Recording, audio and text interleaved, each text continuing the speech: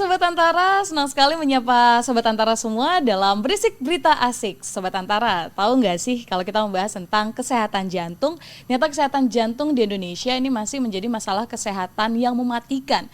Data dari riset kesehatan dasar pada tahun 2013 dan 2018 membandingkan tentang peningkatan yang terjadi. Di tahun 2013 adalah 0,5%, sementara di tahun 2018 meningkat menjadi 1,5%.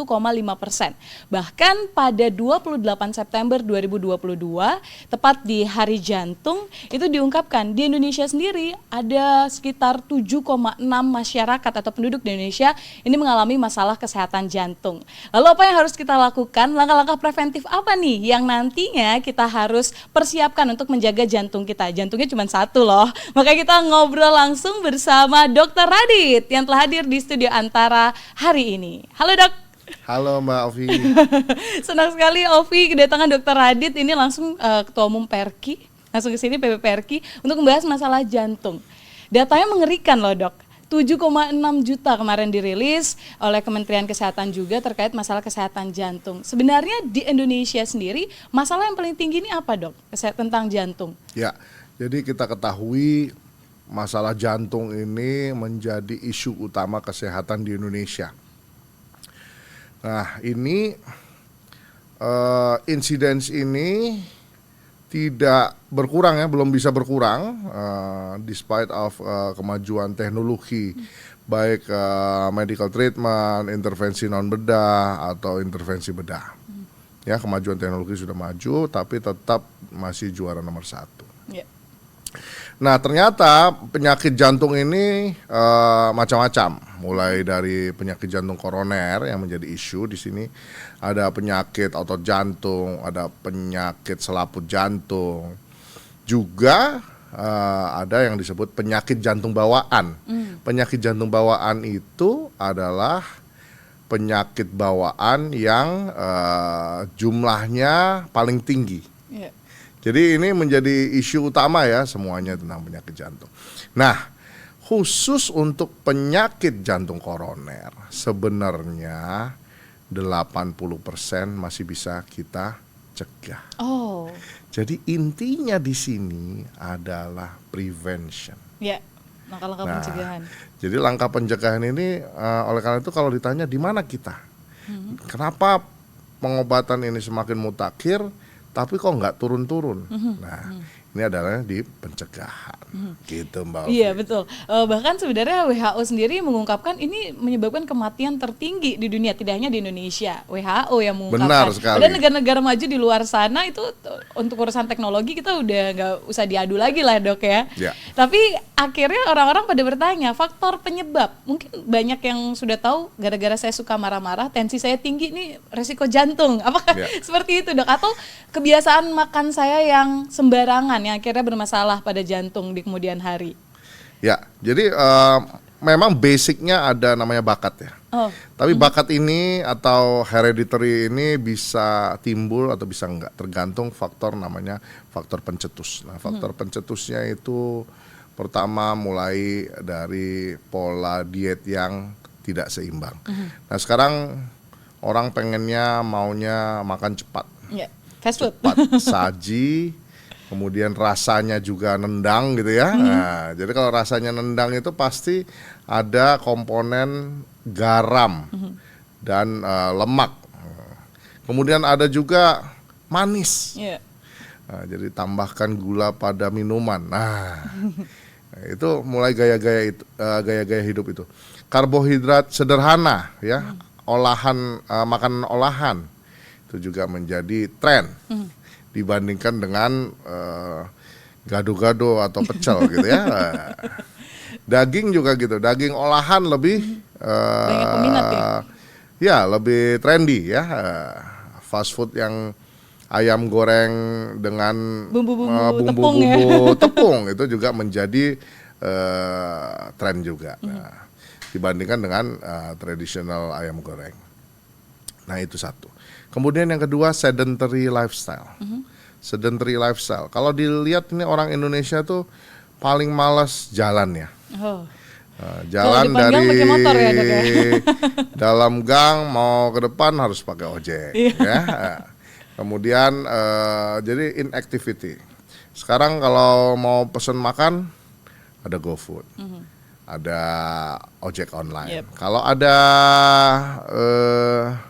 mau pesan mau beli barang juga order Ya, betul. online shopping. Jadi dia kebanyakan duduk di rumah dengan over kalori yang tidak terpakai. Kemudian berikutnya stres. Oke. Ya tadi Mbak Olvi mengatakan ya aku marah-marah terus ini ya. Pemicu Jadi juga ternyata. manajemen stres ya, kadang-kadang kita butuh namanya healing ya, kalau anak muda sekarang bilangnya healing dong, healing tipis-tipis. Ya itu untuk refreshing ya. Jadi sebenarnya healing itu tergantung macam-macam orang. Saya harus naik gunung, saya harus ke pantai. Ada yang cuma dari buku Bacaan aja. medical Oke. school, kemudian pindah ke buku musik, ya itu udah healing ya. Oh. Tergantung ya, tergantung orangnya. Tapi ini manajemen stres ini juga masih menjadi isu. Oke. Berikutnya adalah atasi tekanan darah. Oh. Jadi kalau ini adalah sebenarnya bukan punya tekanan darah saja ya. Ini adalah yang paling besar adalah jadi kontrol faktor risiko. Jadi ada penyakit-penyakit yang di label sembuh nggak ya? Nggak sembuh tapi dia bisa terkontrol. Jadi sampai kapan harus minum obat? Ya ada yang mengatakan obat seumur hidup, tapi nggak enak banget ya obat seumur hidup ya. Tapi memang itu harus diminum supaya terkontrol. Kalau dokter mengatakan sudah selesai ya baru stop. Yeah. Jangan ngobatin sendiri. Nah, gitu Mbak Olvi, kadang-kadang kita betul. ngobatin sendiri ya udah merasa enak, udah deh nggak usah kontrol lagi. Nah, nggak bisa ya kalau penyakit degeneratif termasuk penyakit jantung ini kita harus emang kontrol gitu. Betul. Kuncinya sebenarnya mengontrol ya dok ya. Mulai dari pola hidup yang harus dikontrol, kontrol stres, sampai kontrol juga ke dokter ini untuk tahap kuratifnya atau tahap penyembuhannya. Nah ini menarik sekali tadi kalau di Indonesia ini dengan angka yang cukup tinggi, khususnya masalah jantung, tapi paling tinggi persebarannya sebenarnya terjadi di provinsi mana dok? Kalau sejauh pengamatan dokter saat ini? Ya, jadi hampir merata ya. Kalau saya katakan memang data yang tidak banyak terkumpul, tidak tinggi itu seperti di wilayah timur Indonesia ya, seperti di wilayah Papua. Insidensinya sedikit, tapi saya sanksi ya sebenarnya ya. Apakah pencatatannya ini kurang baik atau pelaporannya kurang baik? Tetapi rata-rata itu hampir sama di seluruh provinsi di Indonesia ya. Jadi persebarannya hanya sedikit sekali variasinya.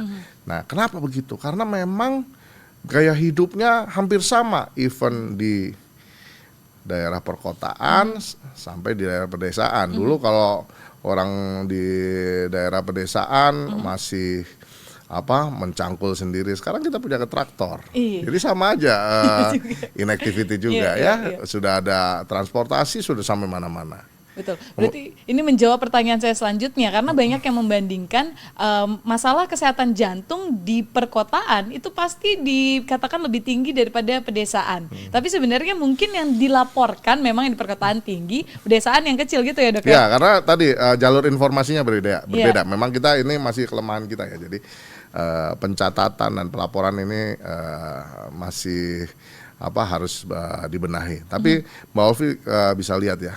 Contoh ya tadi ayam goreng berbalut tepung, terus sampai di pelosok itu ada. Jadi kemudian makanan bersantan juga di mana-mana pun nggak ada. Jadi nggak ada kata-kata makanan di ujung pulau dengan di dalam kota ini berbeda jauh, enggak. Ya, beda tipis-tipis aja. Beda dijualnya di mana sama harga biasanya dok ya. Nah dok, masalah jantung ini juga selain penyebarannya yang dikaitkan, maksudnya dalam segi perkotaan atau perdesaan, sering dibandingkan juga terkait jenis kelamin. Nah, ini saya sering sekali mendengar perempuan itu jarang akan terkena penyakit jantung dibandingkan laki-laki. Itu mungkin pasti dokter sering sekali juga mendengarnya. Nah, bagaimana dok? Ya, jadi kodratnya perempuan itu dia punya hormon estrogen. Nah, hormon estrogen ini adalah hormon yang mengurus urusan reproduksi. Tapi ingat ya, itu nggak seumur hidupnya perempuan ya. Jadi pada waktu tertentu perempuan akan mengalami yang namanya menopause. Nah, menopause itu estrogennya nggak ada lagi, sudah habis. Nah, ketika itu terjadi maka risikonya sama. Jadi ada mengatakan malah beberapa laporan agak sedikit lebih tinggi ya, karena memang sudah waktunya sudah umurnya sudah agak lanjut, faktor risiko yang lainnya sudah nampak. Nah, jadi ini bisa terlihat lebih prominent justru. Tapi kalau anak muda hari ini tidak serangan jantung karena ada hormon protektif tadi ya. Nah, oleh karena itu perlu yang namanya prevention tadi ya. Jadi yang saya katakan ya, jadi 80% can be prevented. Oh ya, tadi saya lupa satu lagi, yaitu rokok. Oh, makanya anak muda katanya banyak kata dokter tadi yang Nah, terkena penyakit jadi masalah jantung. Iya, karena rokok ini sangat jahat. Sebenarnya bukan hanya untuk pelakunya saja ya, tetapi untuk environment yang menghirup asapnya. Jadi itu sangat jahat. Terus Mbak Olvi tanya dong. Apa tuh?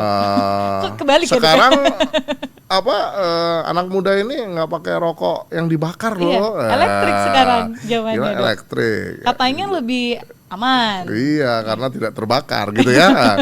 Tapi actually kalau kita lihat bahan-bahan yang ada di hirupan nafas itu masih sangat banyak bahan beracun yang dihirup. Nah, memang ini nikotin ini ya. Kenapa kok banyak bahan beracun tapi kok enak? Karena ada efek namanya adiksi. Jadi ini yang sebenarnya emang masalah kita bersama ini. Gitu. Maka dari itu mungkin dari muda kuncinya adalah preventif tadi, prevention. Bagaimana kita mengatasi permasalahan tersebut ya mulai dari dini ya dok ya, supaya tidak ada lagi usia-usia yang masih sangat produktif ini sudah mengalami masalah jantung. Ternyata problemnya juga cukup besar di rokok itu sendiri dok ya. Nah untuk mencegah. Sorry. Ya nggak apa-apa dok. Take. Ya siap. Mau minum dulu dok? Jangan, saya puasa. Oh iya maaf dok. Oke, kita lanjut sambung ya. ya. Nah dok, selain preventif, jika seseorang sudah mengalami masalah kesehatan jantung, sebenarnya adakah tanda-tanda yang sudah di warning oleh tubuh dok? Ya, jadi ada primary prevention, yaitu belum ada gejala. Yang kedua adalah secondary prevention. Secondary prevention itu dia sudah serangan jantung, kita mencegah second attack. Nah sebenarnya warning pertama adalah rasa tidak nyaman dari tubuh. Jadi kalau jalan kok cepat lelah ya, ada rasa kurang nyaman di daerah dada tapi nggak bisa ditunjuk. Kalau maunya bisa ditunjuk itu biasanya otot ya. Tapi ini di mana ya?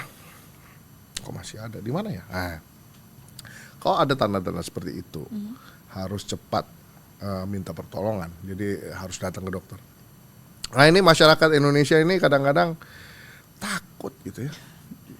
Saya satu takut, baru lihat jarum soalnya kita ditakut-takuti ya. Dek kalau nggak makan kita bawa ke dokter loh. Saya suntik. Nah, ini udah ini adalah mindset yang sebenarnya kurang baik ya gitu. Dokter dibuat supaya itu nanti takut loh kalau ke dokter, nanti disuntik. Kemudian yang kedua adalah jaminan kesehatan. Alhamdulillah sekarang di Indonesia sudah ada namanya universal coverage. Dan which is ini kalau kita lihat memang anggaran belanjanya di universal coverage itu paling besar di jantung ya. Nah jadi jangan takut ya. Nah kalau yang belum punya universal coverage ya memang harus punya asuransi. Kenapa? Karena sewaktu-waktu sakit itu kalau kita mobile dana, kita butuh waktu, sedangkan kita butuh cepat. pertolongannya. Makanya planning untuk asuransi kesehatan itu penting, Mbak Ovi. Ya, sejak dini ya Yes. Dok ya, karena supaya tidak di saat kita mendesak, di saat kita butuh baru kita mencari-cari. Asuransi penting. Baik Dok, tanda-tanda ternyata ada yang sudah ditunjukkan oleh tubuh, cuman ternyata masyarakat masih enggan untuk memeriksakan diri. Nah, apakah nanti di kemudian hari medical check up ini sebenarnya penting Dok untuk dilakukan? Ya, medical check up itu penting karena untuk mendata. Kadang-kadang belum terjadi gejala tapi udah ada gangguan kimia tubuh Oke. atau tanda-tanda tadi tensinya kok nggak normal. Nah itu hypertension is silent killer. Kenapa? Karena nggak ada gejala. Oh, saya bisa mencangkul, saya masih bisa nukang, saya bisa naik gunung. Tensinya kok 180/100 ya. Oh, nggak apa-apa, nggak ada gejala kok, nggak ada gejala. Nah, Padahal normalnya 120 ya Dok ya per iya, 100. normalnya 120/80. Oke, Nah per 80. ini edukasi ini penting. Jadi pentingnya nih media massa untuk mengedukasi masyarakat. Kenapa? Kalau saya dokter, apalagi di tertiary center, itu udah sangat-sangat terlambat. Karena kalau kita baca buku 5 Level of Prevention, ada health promotion, specific protection, early diagnosis and prompt treatment. Dokter minimal udah di step 3, itu juga di medical check up. Kalau saya itu di disability limitation. Udah serangan jantung, disability limitation. Jangan sampai meninggal, gimana? Diselamatkan. Yang cuma bisa berbaring, gimana supaya bisa berjalan lagi. Atau bahkan di rehabilitation. Jadi ini yang menjawab kenapa prevalensi dari penyakit jantung di seluruh dunia ini, termasuk di Indonesia, masih tinggi. Kenapa? Karena kita heboh terhadap pengobatan. Tapi kita sebenarnya lupa. Ujungnya ini nggak dimatikan kerannya. Ya. Oh, yang makan tadi dietnya tidak seimbang, yang tadi stresnya tinggi itu masih muda. Nggak serangan jantung kok. Iya, nggak serangan jantungnya sekarang. But the next 10 years ini akan menjadi penggelembungan kasus. Oke. Dan ini akan diterima sama adik-adik kita. Mungkin nggak sekarang gitu.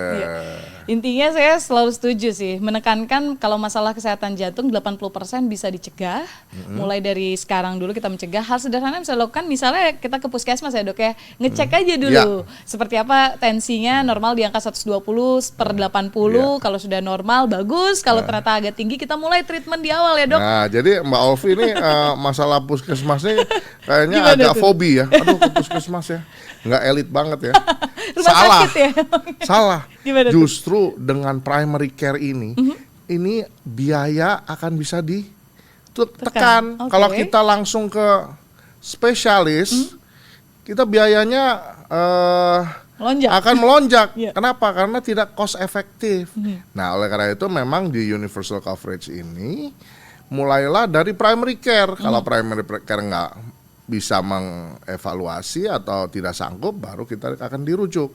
Tapi kalau untuk masalah sepele langsung naik ke tertiary care, saya kira itu akan tidak cost efektif. Oke. Jadi yang akhirnya asuransi ini kita nggak bisa memakai secara efisien untuk mengatasi kesehatan jantung di Indonesia. Di Indonesia. Terima kasih banget Dok. Ini benar-benar memberikan pemahaman baru juga buat saya. Tapi obrolan kita belum berakhir Dok, karena saya mengumpulkan beberapa mitos yang memang sering sekali dikaitkan dengan masalah kesehatan jantung. Jadi ini saatnya dokter menjawab dan membenarkan mitos itu ya Dok ya, agar nggak nyebar gitu aja, karena kan orang Indonesia percaya mitos nih Dok. Ya.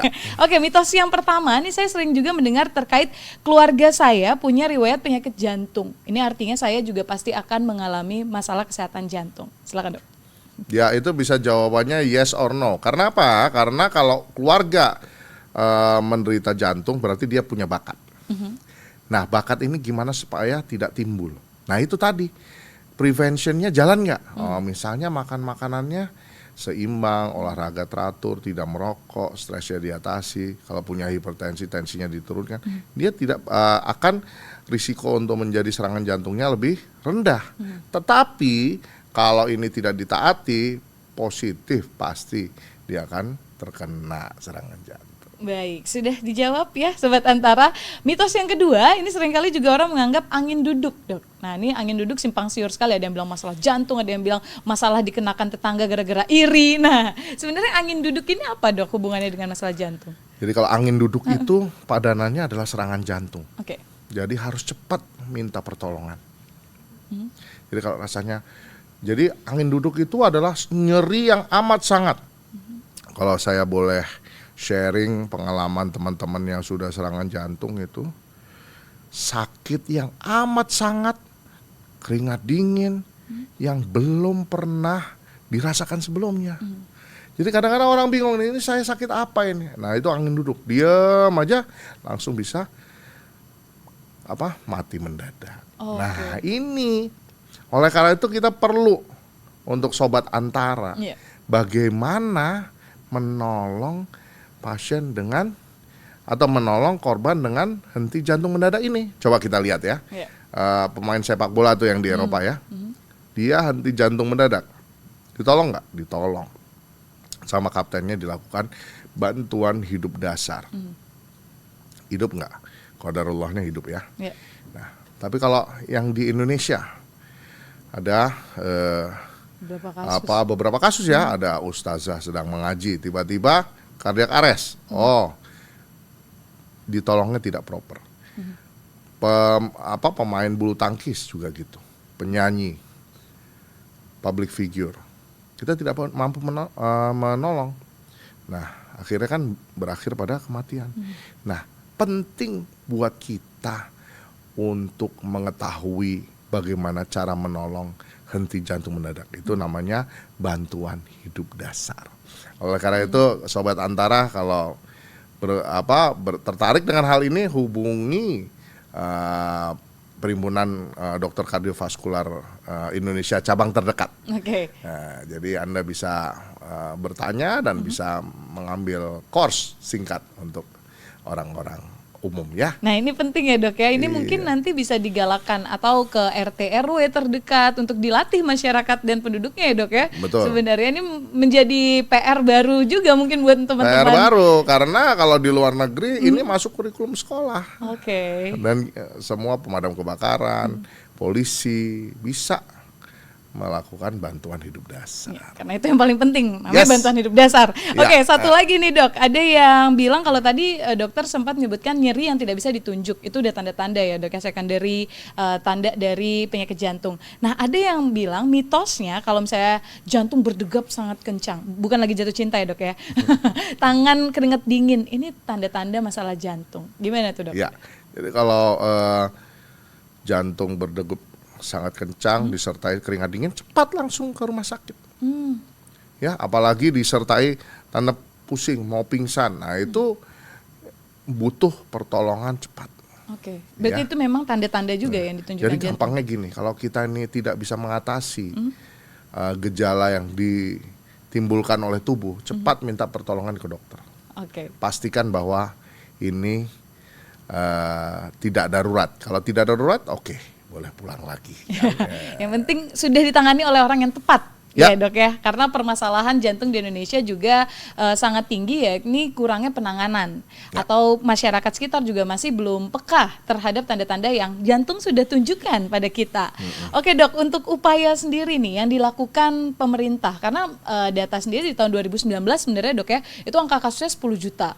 Di tahun 2022 menurun sebenarnya menjadi 3 juta. Ini pasti ada kolaborasi langkah-langkah yang dilakukan untuk penurunan yang lumayan ini Dok. Ya. Jadi sebenarnya penurunan nomor satu karena pandemi ya. Pandemi ini juga menurunkan kunjungan dari pasien ke fasilitas kesehatan. Tapi Kemenkes ini bekerja sama dengan semua pihak termasuk society, yaitu Perhimpunan Dokter Kardiovaskular Indonesia, untuk memenuhi pelayanan jantung di seluruh Indonesia. Jadi targetnya diawali dari 54 rumah sakit di 34 provinsi, kemudian naik ke 260 lokus dan akan dipenuhi sekitar 540 lokus untuk pelayanan jantung. Nah, jadi memang ini kita agak terlambat ya. Jadi kalau kesehatan, anggaran tentang kesehatan nih kita masih kecil ya dibandingkan dengan negara-negara lain. Nah, ini pemerintah melalui Kemenkes sepertinya merevisi kebijakannya dan melalui transformasi kesehatan. Nah, saya kira ini kami dari society menyambut baik dan kami siap membantu untuk meningkatkan taraf kesehatan jantung Indonesia. Wow, sudah ada kolaborasi walaupun terlambat, tapi daripada tidak bergerak sama sekali, Dok. Intinya sekarang sudah mulai concern juga terhadap permasalahan jantung dan kita harapkan nanti setelah 2022, 2023 akan menurun terus ya, Dok ya. Iya, insya Allah ya. Sebenarnya bukan terlambat ya, kita sudah lama ya berkolaborasi ini ya. Jadi mulai sekitar tahun 2017-2018 ini pemerintah juga mensupport dengan memberikan beasiswa untuk dokter-dokter untuk belajar memperdalam keahlian khusus tentang jantung sehingga bisa meningkatkan taraf keilmuan pelayanan untuk masyarakat Indonesia. Baik, harapan kita semua semakin banyak dokter jantung ya, Dok ya. Kalau boleh tahu sedikit, dokter jantung di Indonesia sudah memadai, Dok? Atau ini juga saya kurang? masih banyak PR ya. Jadi untuk hari ini kesehatan jumlah dari dokter jantung Indonesia ini masih sekitar 1.620 dengan rasio masih agak jauh ya dari target kita. Target kita 1 dokter jantung melayani 100.000 penduduk. Nah, jumlah lumayan banyak tapi distribusi belum seimbang. Seperti di ibu kota Jakarta ini kita punya dokter jantung yang cukup banyak dengan rasio 1:38.000 penduduk. Tapi ada beberapa provinsi masih belum ada dokter jantungnya ya, seperti di Provinsi Pemekaran Baru, Papua Selatan, Papua Pegunungan. Nah, ini kita masih produksi nanti dan insya Allah akan kita isi. Baik, harapan kita semua, Dok ya, supaya dokter jantung ini sepadan dengan target yang dicanangkan oleh PRQ sendiri untuk masyarakat Indonesia agar meminimalisir kembali penyakit atau masalah kesehatan jantung di Indonesia. Terakhir, Dok, closing statement dari Dr. Radit sendiri seperti apa untuk masyarakat di Indonesia, Sobat Antara khususnya yang menyaksikan tayangan ini? Silakan. Ya, jadi untuk Sobat Antara, pertama sayangi jantung ya. Jadi sayangi jantung ini gimana caranya adalah mulai dari prevention. Prevention itu mulai dari mana? Tadi panca usaha sehat ya. Jadi seimbangkan gizi, hanyahkan rokok, atasi stres, olahraga teratur, dan kemudian tensinya juga harus dikontrol. Nah, ini mulai dari diri sendiri. Ya, jangan suruh-suruh orang lain, mulai dari diri sendiri. Kalau yang sudah terkena serangan jantung atau divonis sakit jantung, nggak usah takut. Kita penanganan penyakit jantung itu bukannya tidak ada harapan. Kita dengan kemajuan teknologi dan kemajuan obat-obatan, intervensi, ini kita sudah banyak menyelamatkan dan memperbaiki sehingga penderita dengan penyakit jantung atau penderita dengan kelainan jantung, termasuk penyakit jantung bawaan yang diderita adik-adik, bayi-bayi dan anak-anak ini bisa bekerja atau sekolah beraktivitas seperti orang normal. Baik, terima kasih Dok atas saya bisa bilang tips dari Dr. Radit, lalu juga bagaimana penanganan sebenarnya di Indonesia, kondisi yang telah dipaparkan juga selama obrolan kita di episode kali ini. Terima kasih Dr. Radit, nanti kita harus ngobrol lagi ya Dok ya di episode lainnya. Oke. Terima kasih Malvi. Iya, dan Sobat Antara, itu dia obrolan bersama Dr. Radit hari ini yang kita membahas tentang permasalahan jantung di Indonesia. Seperti yang dikatakan Dr. Radit, ternyata penyakit jantung ini bisa dicegah sejak dini, bahkan 80% itu pencegahan berasal dari diri kita sendiri. Jadi jangan khawatir, intinya kita mulai dari sekarang menyayangi jantung kita, karena jantung yang sehat hidup lebih berkualitas. Semoga obrolan ini memberikan perspektif baru untuk kita semua. Sampai berjumpa di episode selanjutnya. Bye. Oke, bye-bye.